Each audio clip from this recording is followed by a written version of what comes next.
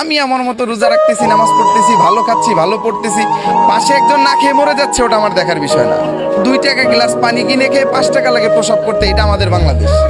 যেদিন এই জিনিসটা সংশোধন হবে, ওই দিন আমাদের দেশ উন্নত হবে। আপনি সন্ধ্যাবেলায় ফেসবুকে ঢুকবেন, এত সুন্দর স্ট্যাটাস, ডালা ভর্তি খাবার। এই স্ট্যাটাসটা আপনি কার জন্য দিচ্ছেন? আপনি দেখাইতেছেন আপনি ভালো খাচ্ছেন। আমি 1 কেজি খেজুর কেনার এখতিয়ার আমার নাই, আল্লাহ এই তৌফিকটা আমার দেয় নাই। আপনি যে ডালা ভর্তি খাবারের স্ট্যাটাসটা দিলেন, ওটা দেখে আমার লোভ হইলে আপনি গুনাহগার, এটা কি আপনি ভাবতেছেন? আমি আমার মতো রোজা রাখতেছি, নামাজ পড়তেছি, ভালো খাচ্ছি, ভালো পড়তেছি, পাশে একজন না খেয়ে মরে যাচ্ছে, ওটা আমার দেখার বিষয় না। ধর্মটাও এখন এমন হয়ে গেছে, ধর্মেও মানুষ এক একজন এক এক রকম মতবাদ দিচ্ছে, এক একজন এক এক রকম চলতেছে।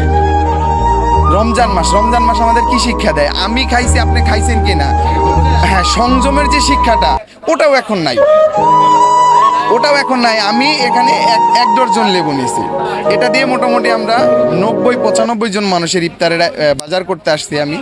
তো সেই ক্ষেত্রে দেখা গেছে এইখানে অনেক ধরনের লোক থাকে, কেউ একটা জিনিস পছন্দ করে, একটা জিনিস পছন্দ করে না। এখন আমি ভালো খাচ্ছি, আমার দায়িত্বটা কি? আমার ভাই ভালো খাইছে কিনা, মুসলমান হিসাবে আপনি তো আমার ভাই, আপনার খোঁজ খবর নেওয়াটা আমার দায়িত্ব। আমি ভালো খাচ্ছি, আপনি কি বলবো, আসলে রোজা রেখে এত কিছু বলার ইয়াও আমার ভালো লাগতেছে না, যে কোনটা গীবত হয়ে যাবে, নিজেই পাপের ভাগীদার। আপনি সন্ধ্যাবেলায় ফেসবুকে ঢুকবেন, এত সুন্দর স্ট্যাটাস, ডালা ভর্তি খাবার। এই স্ট্যাটাসটা আপনি কার জন্য দিচ্ছেন? আপনি দেখাইতেছেন আপনি ভালো খাচ্ছেন।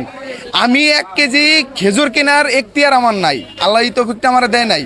আপনি যে ডালা ভর্তি খাবারের স্ট্যাটাসটা দিলেন, ওটা দেখে আমার লোভ হইলে আপনি গুনাহগার, এটা কি আপনি ভাবতেছেন?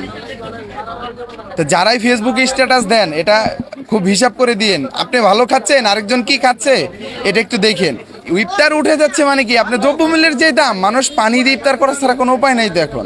বাংলাদেশ সেই দিন পরিবর্তন হবে, খুব দুঃখে এই কথাটা বলতেছি, ওই দিন পরিবর্তন হবে 2 টাকা গ্লাস পানি কিনে খেয়ে 5 টাকা লাগে প্রসব করতে, এটা আমাদের বাংলাদেশ। যেদিন এই জিনিসটা সংশোধন হবে, ওই দিন আমাদের দেশ